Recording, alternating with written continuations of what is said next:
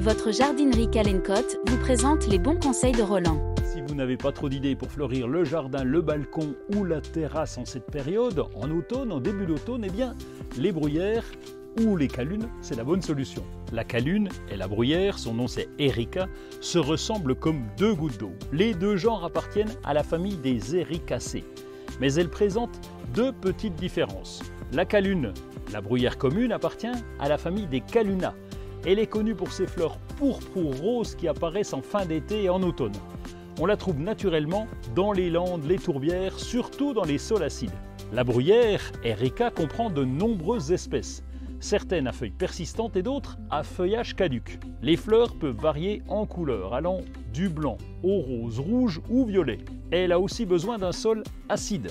La grosse différence entre ces deux bruyères, c'est que le genre Erica est beaucoup plus diversifié. Il comprend plus de 700 espèces différentes, tandis que la calune est représentée principalement par une seule espèce, Caluna vulgaris. Les fleurs de la calune sont généralement pourpres ou roses, alors que les fleurs des espèces d'Erica présentent vraiment des couleurs très variées. Bon, dans tous les cas, pour apporter de la couleur, elles sont toutes les deux parfaites. Pour les installer au balcon, il y a 2 ou 3 petits trucs à ne pas louper pour qu'elles s'y plaisent. Vous l'avez compris, l'une et l'autre ont besoin de terre acide. La terre de bruyère est un substrat qui leur correspond totalement, d'où son nom de terre de bruyère. Elle est donc requise impérativement. Placez des billes d'argile dans le fond de la balconnière, versez de la terre de bruyère dans le contenant, remplissez-le de moitié seulement. Ensuite, vous bassinez le pot de culture, vous maintenez le pot dans l'eau pour bien humecter la motte. Sortez ensuite le pot et laissez-le égoutter.